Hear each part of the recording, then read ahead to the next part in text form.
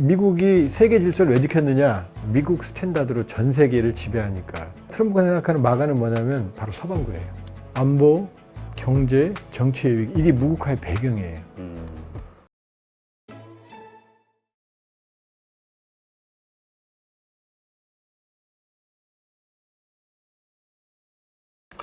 요즘 그 그린란드 예. 사건 가지고 정말 생각하지도 못했던 일들이 벌어지고 있는데, 야, 설마 미국과 나토가 전쟁을 하는 거야? 라는 생각을 할 정도로 이게 악화됐었잖아요. 그렇게 트럼프가 말을 했었고. 판타지 소설 같아요. 그러니까 나토가 미국으로부터 공격당할 것을 염려하는 상황 자체가 예전에 상상도 할 수 없었던 일이었는데, 이렇게까지 이 그린란드가 이슈가 되고 있는 근본적인 이유, 그만큼 트럼프는 절박하게 그린란드가 필요하다는 거겠죠?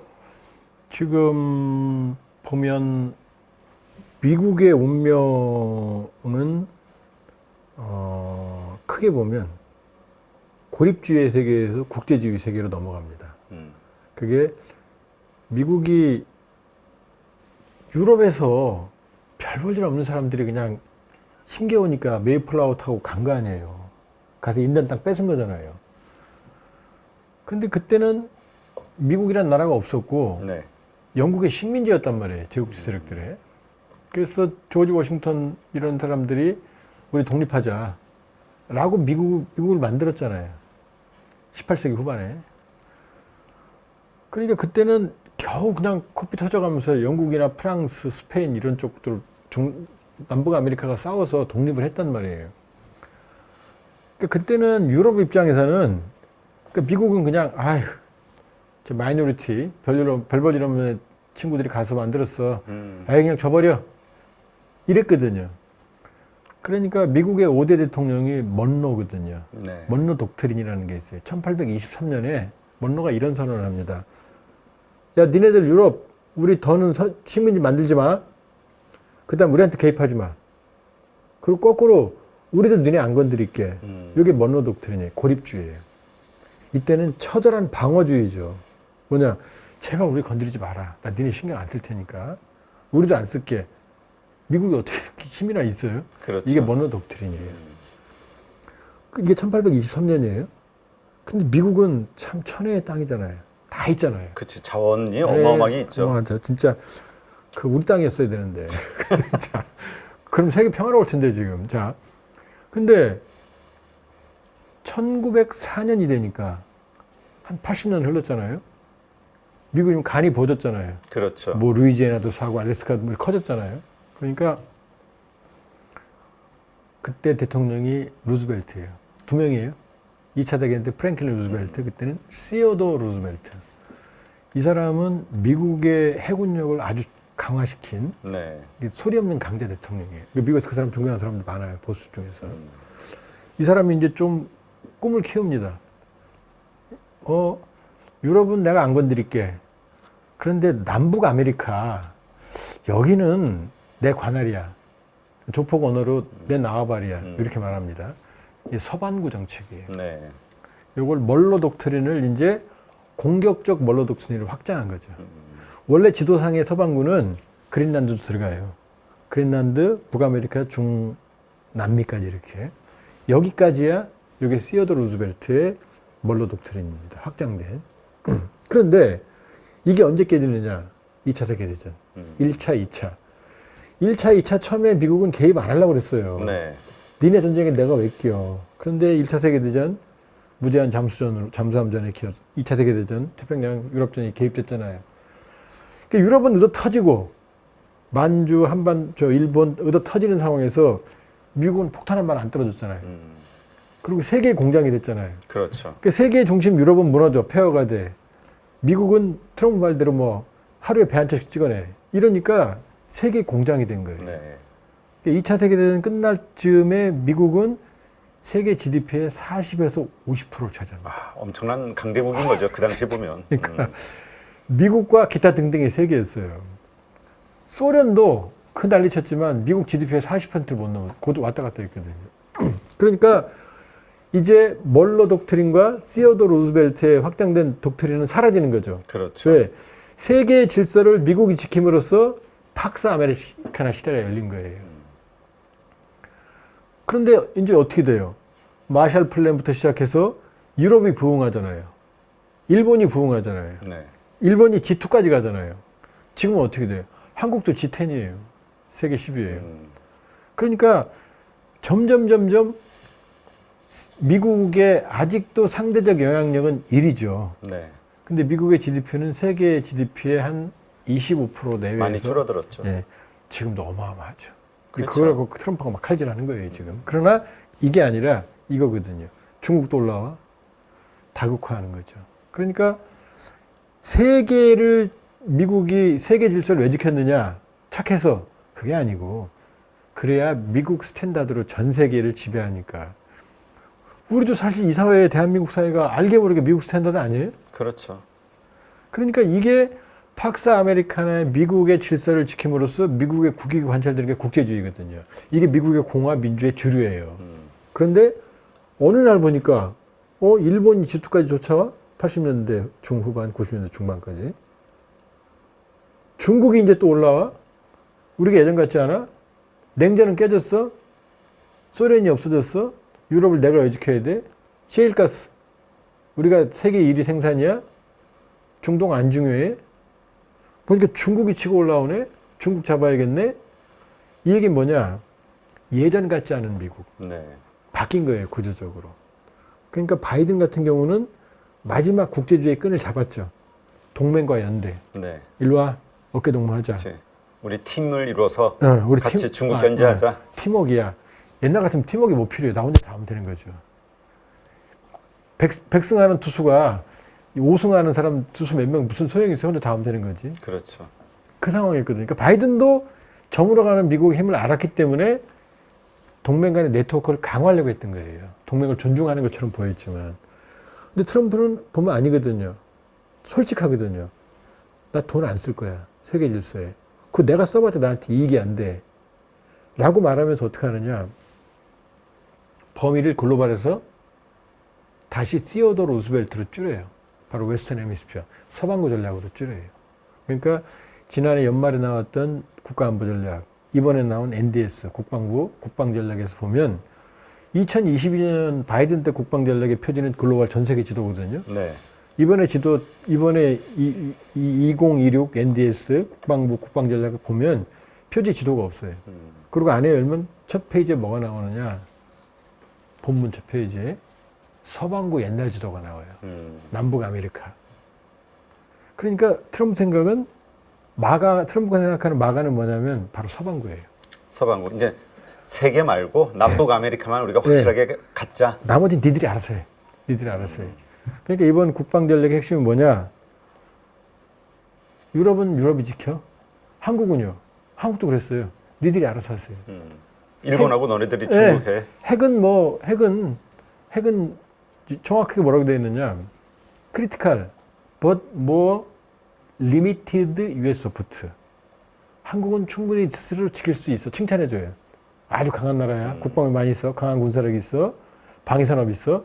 그러니까 반면에 북한의 재래식 전력은 노후돼 있어. 위협적이지만. 그러니까 한국은 알아서 지키세요. 그러나 크리티컬. 이게 핵이란 얘기거든요. more limited US support는 뭐냐? 재래식 전력은 줄이겠다는 얘기예요. 그러니까 서방구에 집중하겠다. 이게 트럼프의 생각이에요. 그런데 여기 시어도어 루스벨트 때는 시어도어 루스벨트가 아무리 북쪽을 봐도 그때는 꽝꽝 얼어붙어 있거든요. 그렇죠. 기술도 없고. 근데 지금 어떻게 돼요? 녹고 있잖아요. 그렇죠. 빙하가 녹고 있고. 첫 번째 녹고 있어요. 북극 항로가 열려요. 기술이 생겼어요.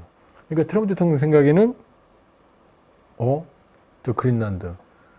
거기다 또 메르카토르 효과라고 그래서 이 지도 특수 효과로 그린란드 지도에서 보면은 아프리카만하게 보여요. 근데 실제는 아프리카의 13분의 1밖에 안 돼요. 그러니까 어마어마한 땅이야. 녹고 있어. 지하 자원이 있어. 러시아, 중국을 견제하는 최적지야. 더 큰 거. 북극 시대를. 그러니까 트럼프 대통령의 생각에는 이제 시어도어 루즈벨트에서 하나가 더 붙는 거죠. 그린란드. 또 붙죠. 캐나다는 시원한 번째주. 이렇게 이어지는 거예요. 그러니까 트럼프의 아메리카 제국주의. 그러니까 팍스 아메리카나 글로벌리즘이 트럼프 때 오면 이제 서반구 소제국주의로 바뀌는 거예요. 그러니까 그러니까 베네수엘라 폭격한 것도 그건 거예요. 여기 내 거야, 내 조폭용으로 내 나와버려요. 그렇죠. 쿠바 침공할 거, 무너뜨릴 거야. 멕시코 폭격할까? 콜롬비아 이렇게 나오는 거죠. 그 룰라하고도 싸우잖아요. 아르헨티나, 보소나루. 그렇죠. 쿠데타스를. 이게 바로 그런 거예요. 그러니까 이 지구 온난화를 트럼프 대통령이 부정하지만 지구 온난화 때문에 그린란드를 지금 욕심을 내는 거예요. 그러니까 어떻게 보면은 그린란드도 진심으로 병합하고 싶어하는 거고 캐나다도 뭐 51번째 주로 들어와. 이게 뭔가 이 감정을 건드리는 그 말싸움이 아니에요. 아니라 실제 원하는 거군요. 진심이에요. 그러니까 캐나다는 그게 진짜 위협인 거고. 네. 그러니까 트럼프 대통령은 부동산업자 출신이잖아요. 정치인이 아니잖아요. 네. 그러니까 가치, 민족, 아이덴티티 이게 안 중요해요. 계산해서 그린란드 내가 돈 주고 살까? 1인당 10만 달러 줄까? 아 그럼 넘어오겠지 이런 생각인 거예요. 캐나다 생각해봐.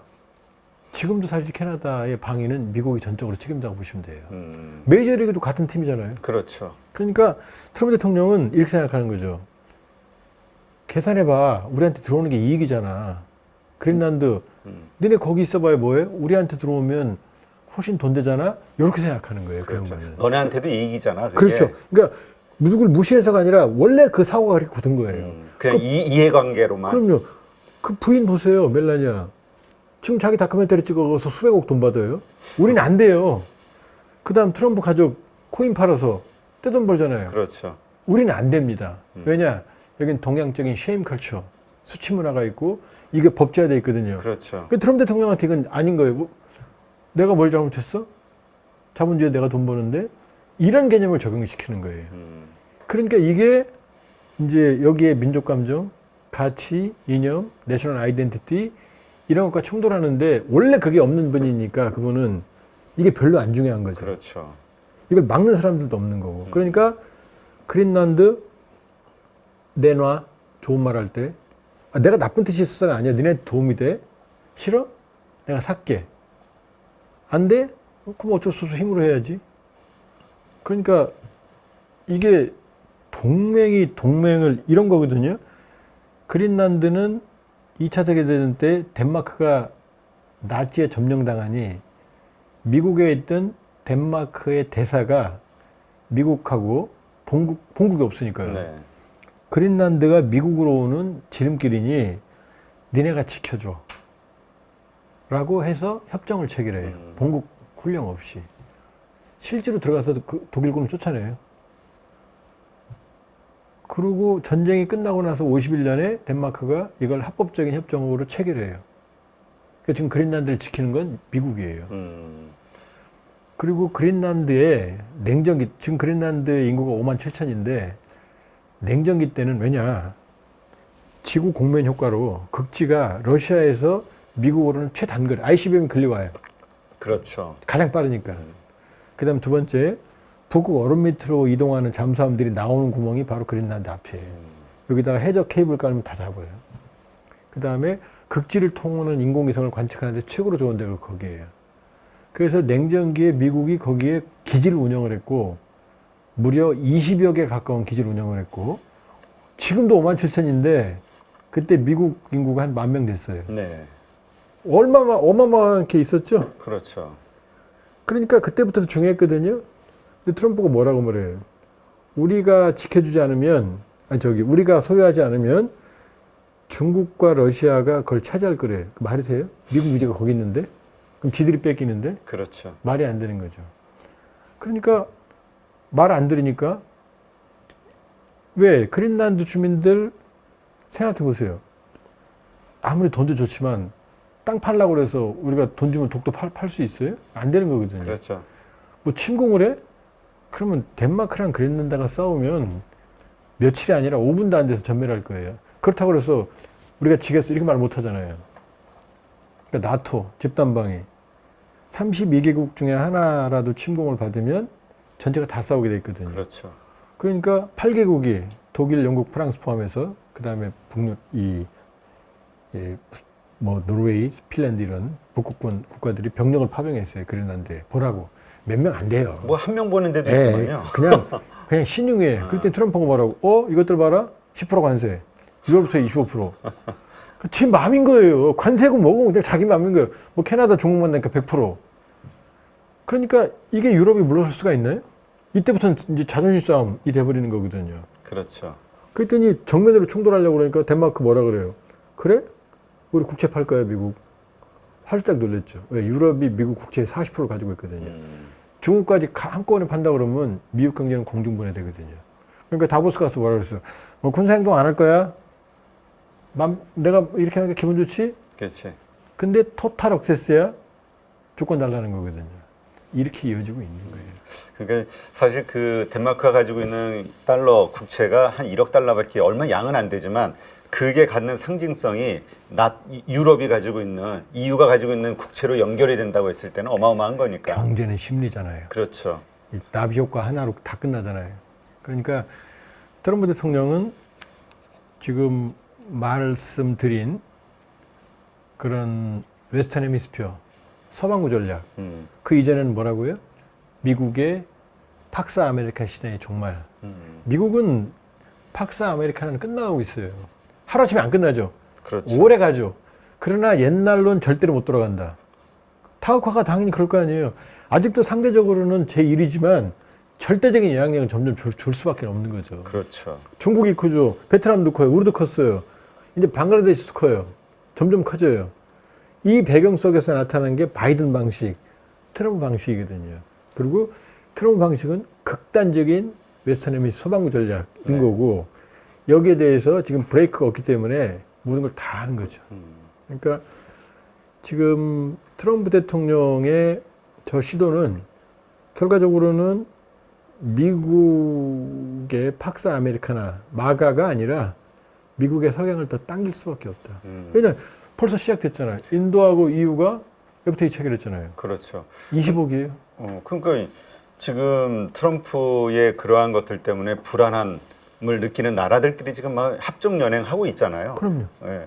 그러다 보니까 나오는 질문이 나토도 그러니까 즉 EU가 이제 그 미국이 아닌 중국하고 더 가까워지는 거 아니야? 경제적인 이해관계로 그렇게 되면은 그 패권 국가와 도전 국가의 이 간격 이런 것도 좀 애매해지는 것 같은데 모두 무너지고 있어요. 네. 모두. 지금 뭐냐면 덴마크, 캐나다는 트럼프 이전만 해도 미국하고 캐나다는 한 나라예요.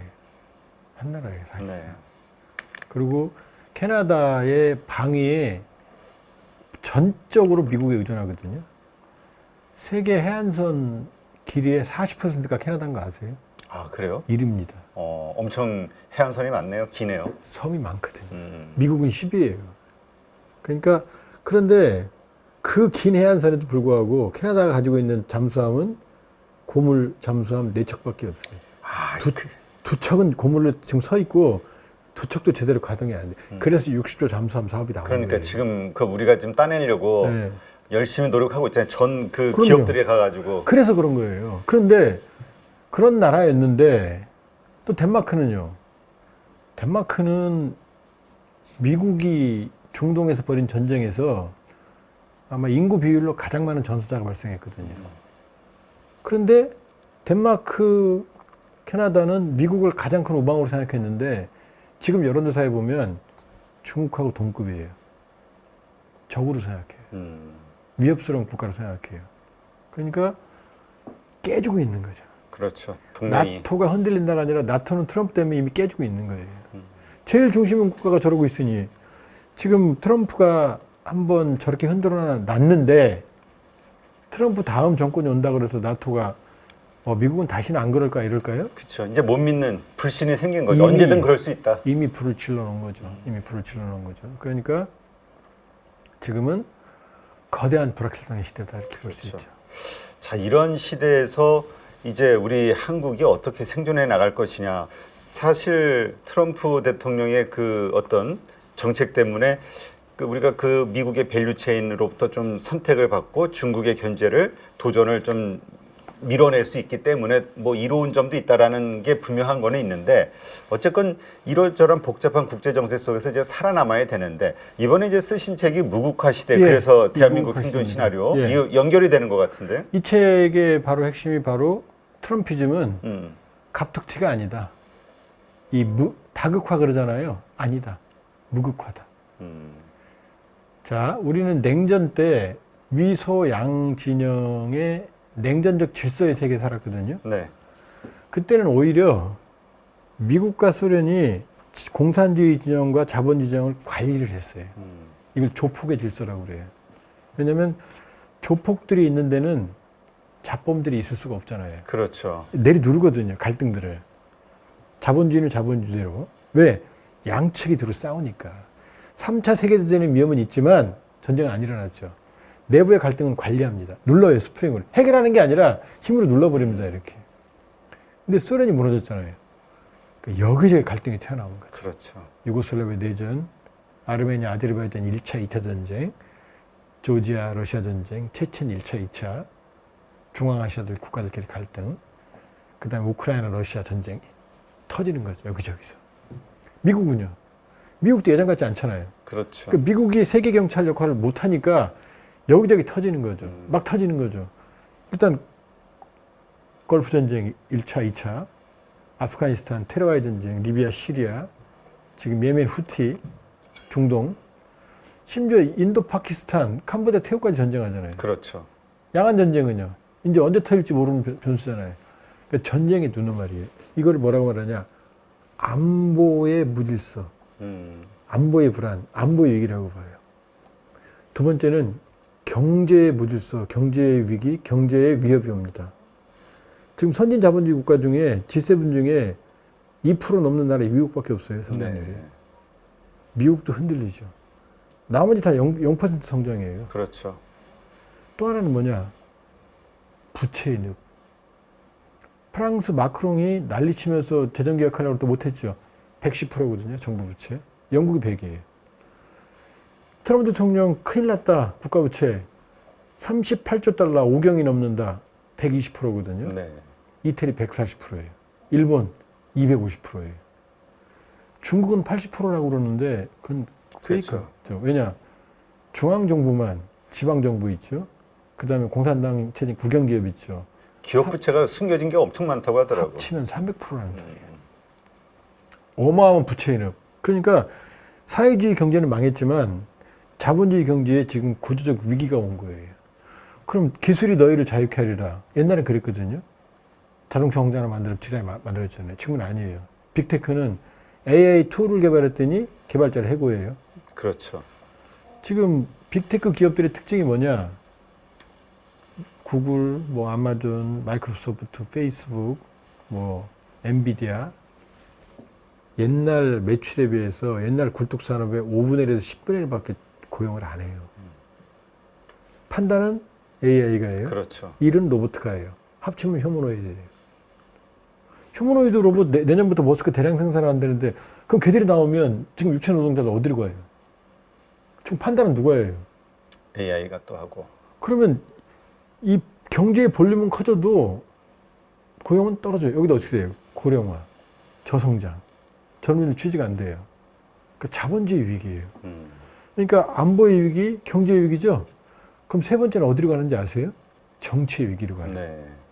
불안하면 사람들이 보수적으로 변합니다. 그렇죠. 그렇죠. 투자도 안 하고 기존 질서에 안주하고 남들 배려하는 것 없다면 안 하고 다민족보다 우리 민족끼리 소수적으로 뭉치거든요. 시장 파이가 먹이가 줄어드니까 그렇죠. 그걸 차지하기 위한 아주 치열한 싸움이 벌어지는 더 거죠. 구조적인 건 에리 프롬의 자유로부터의 도피, 니체의 신은 죽었다. 이 중세 이후의 근대의 디지털 버전이 나와요. 냉전 때는 어쨌든 냉전적 질서가 확 우리를 붙잡아줬어요. 나는 공산당이 싫어요. 나는 자본주의가 싫어요. 이게 확 전체적인 어떤 틀을 유지했거든요. 근데 이게 사라지니까 사람들이 뭔가 이 자유로부터 오는 불안, 네. 그러니까 전체주의, 권위주의, 그 다음에 맹목적 동조, 그 다음에 초인에 대한 의존, 누군가. 그러니까 보수와 우경화하면서 여기에 극으로 가는 토양들이 만들어져요. 우경화, 좌경화는 뭐 정권의 선택이지만 극자나 극우는 위험하거든요. 그렇죠. 볼까요? 일본 참정당 극우예요. 다카이치 뿌리. 독일 AFD, 나치, 이태리 멜로니, 무솔리니. 옛날에 말도 못했거든요. 그렇죠. 영국 개혁당, 프랑스 르펜, 민족전선 크고, 이태리 멜로니, 아르헨티나 밀리에. 지금 전 세계에서 다 우경화, 큰 흐름으로 흘러가는데 여기서 이제 그거들이 이제 생기는 거고.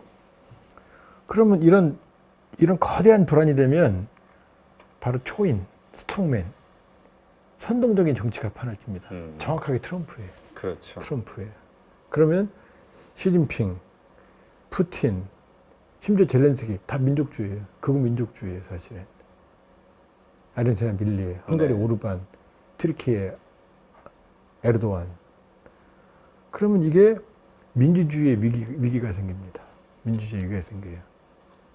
그러니까 사람들이 불안하니까 도덕적이거나 이런 것보다는 나쁜 남자도, 그러니까 나쁜 남자 신드롬인 거죠. 그렇죠. 나빠도 좋아. 나만 지켜줘. 강한 남자가 좋아. 그 푸틴이 맨날 이러고 총 들고 이러고 다니잖아요, 지금. 네. 트럼프 맨날 막 이러잖아요. 소리치잖아요. 빨간 모자 쓰고 다니면서. 근데 그렇게 해서 지금 힘으로 해결됩니까? 그렇죠. 안 되는 거죠. 자, 정치의 위기가 와요. 그 세 가지. 안보, 경제, 정치의 위기. 이게 무국화의 배경이에요. 그럼 이럴 때일수록 어떻게 해야 되느냐? 뭉쳐야 되는데, 왜? 네 번째 위기가 있거든요. 그건 바로 리스크 소사이티. 물리이백이 86년에 예견했던 기술이 우리를 여기까지 오게 했지만 기술의 발달로 인한 새로운 위험이 발생했어요. 그게 바로 기후재앙이에요. 북극이 녹고 있잖아요. 그렇죠. 이게 어디로 갈지 몰라요, 지금. 북극이 녹고 기후재앙이 현실화되면 산업화 이전보다 1.5도 이내로 온도 우리가 막자. 1.5도가 뭐가 중요해? 우리 36.5도죠? 체온이. 네, 그렇죠. 1도 오르면 어떻게 돼요? 37.5도잖아요. 1.5도 오르면 38도예요. 내버려두면 죽어요. 지금 38도에 근접하고 있거든요. 근데 트럼프는 뭐라고 말해요? 기후온난화 그거 거짓말이야. 화산 한번 터지면 뭐 얼마나 많은데 이러고 얘기하고 있잖아요. 그 다음에 또 뭐가 있죠? 팬데믹 한번 경험했잖아요. 그렇죠. 전 세계의 위험. 그때 가졌던 공포심은 이 팬데믹은 이게 끝이 아니라 언제든지 이 기후로부터 자연으로부터 올 수 있는 재앙이다. 그럼요. 그때 치명률은 그렇게 높지 않았어요. 치명률이 높은 바이러스가 이렇게 퍼지면 끝장이죠. 또 있어요. AI. 인간에게 AI로 지식을 양도할수록 AI의 판단에 따를 수밖에 없는데 AI가 어떤 결정을 할지 이미 공포영화 나왔잖아요. 미래영화에. 그 다음 또 AI 시대는 뭐냐? 바로 전기예요. AI 시대는 전기 먹는 하마거든요. 답은 불행하게도 원자력밖에 없어요. 체르노빌, 드림마일, 후쿠시마 최악의 원전 경험을 했는데 너도나도 원전을 줘요. 이제 원전의 붐의 시대가 올 거예요. 원전을 줄여야 되는데 AI 시대는 신재생 에너지나 화석 에너지로 해결이 안 되거든요. 그렇죠. 우리나라도 지금 원전 짓잖아요. 지금 원전에 대해서는 논란이 많지만 인류는 이미 최악의 원전 노심이 녹아버리는 사고를 3번이나 경험했다고 해요. 드림마일, 후쿠시마, 체르노빌. 중국도 우리 향해서 우리 서해안 쪽으로 얼마나 많은 원자력 발전소를 바라보고 있고 우리도 해안에 얼마나 많은 원자력 발전소가 있고 일본 이미 터졌잖아요. 그렇죠. 이 어마어마한 위험들은 뭐냐? 전 세계가 인류가 하나의 단위로 협력을 하지 않으면 해결이 안 되거든요. 근데 지금 이 무질서는 어디로 가요? 각자 도생의 무질서에. 무국화로 가고 있는 이게 지금 역설인 거죠. 저는 이 시대를 생명 안보예요. 라이프 시큐리티.